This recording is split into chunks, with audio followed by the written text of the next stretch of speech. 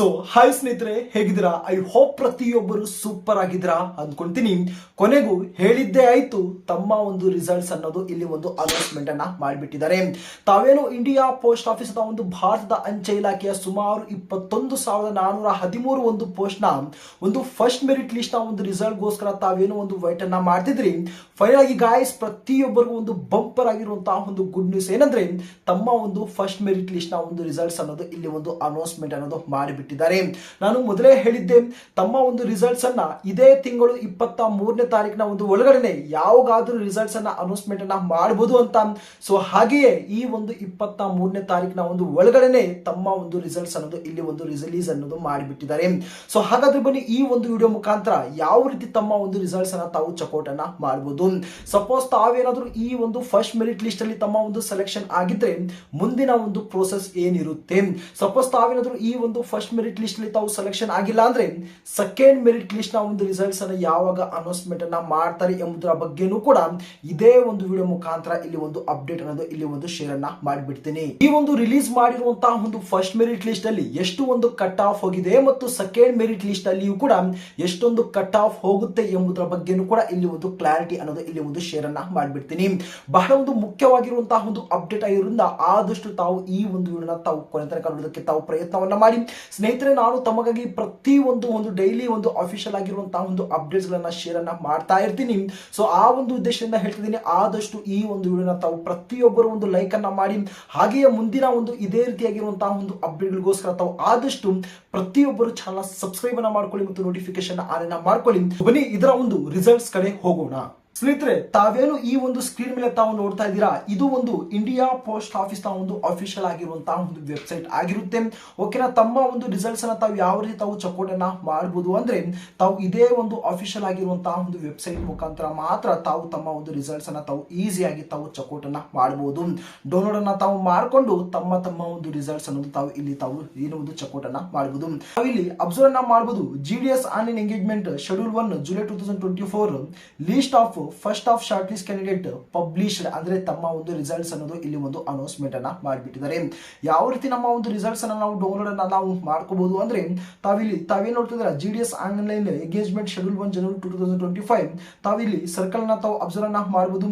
Over all 23 circle ನ ತಾವು ಇಲ್ಲಿ ಒಂದು ಅಬ್ಸರ್ವ್ ಅನ್ನ ಮಾಡಬಹುದು. ಛತ್ತೀಸ್ಗಢ ಆಗಿರಬಹುದು, ದಿಲ್ಲಿ, ಗುಜರಾತ್, ಹರಿಯಾಣ, ಏನು ಒಂದು ಹಿಮಾಚಲ್ ಪ್ರದೇಶ, ಜಮ್ಮು ಕಾಶ್ಮೀರ, ಜಾರ್ಖಂಡ್ ಮತ್ತು ನಮ್ಮ ಒಂದು ಕರ್ನಾಟಕ ಒಂದು ಸರ್ಕಲ್ ಸಹ ತಾವು ಇಲ್ಲಿ ಒಂದು ಅಬ್ಸರ್ವ್ ಅನ್ನ ಮಾಡಬಹುದು.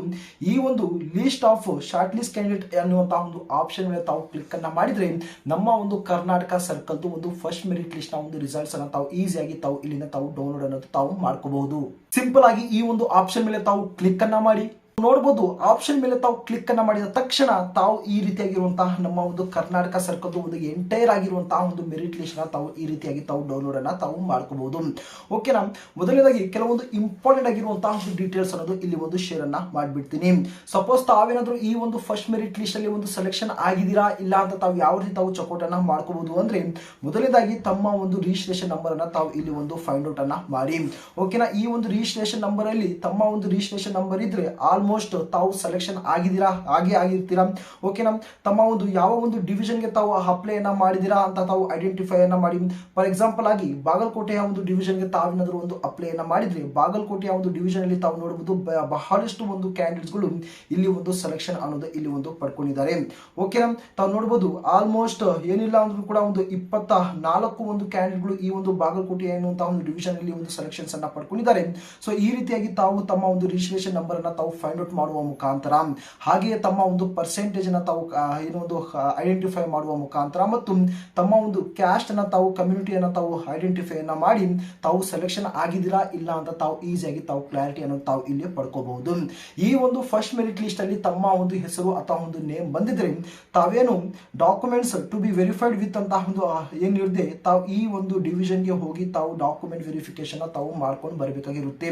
ತಾವು ಅಪ್ಲೈ ಮಾಡುವಂತಹ ಒಂದು ಸಂದರ್ಭದಲ್ಲಿ ತಾವು ಸಿಂಪಲ್ ಆಗಿ ತಾವು ಯಾವ ಒಂದು ಡಿವಿಷನ್ ಗೆ ತಾವು ಡಾಕ್ಯುಮೆಂಟ್ ವೆರಿಫಿಕೇಶನ್ ತಾವು ಮಾಡ್ಕೋಬೇಕು ಅಂತ ಒಂದು ಆಪ್ಷನ್ ತೋರಿಸುತ್ತೆ. ಒಂದು ಸಂದರ್ಭದಲ್ಲಿ ತಾವು ಒಂದು ಡಿವಿಷನ್ ತಾವು ಏನೋ ಒಂದು ಚೂಸ್ ಅನ್ನ ಮಾಡ್ಕೊಂಡಿರ್ತೀರಾ, ಸೆಲೆಕ್ಟ್ ಅನ್ನ ಮಾಡ್ಕೊಂಡಿರ್ತೀರಾ, ಅದೇ ಒಂದು ಡಿವಿಷನ್ ಗೆ ಹೋಗಿ ತಾವು ಡಾಕ್ಯುಮೆಂಟ್ ವೆರಿಫಿಕೇಶನ್ ಅನ್ನೋದು ತಾವು ಇಲ್ಲಿ ಮಾಡ್ಕೊಂಡು ಬರಬೇಕಾಗಿರುತ್ತೆ. ಓಕೆ, ಇಲ್ಲಿ ಡಾಕ್ಯುಮೆಂಟ್ ವೆರಿಫಿಕೇಶನ್ ನ ಒಂದು ರಿಲೇಟೆಡ್ ಆಗಿ ಬಂದಾಗ this short list candidate should get their documents verified through the divisional head mention against their name honour before 7/4/2025.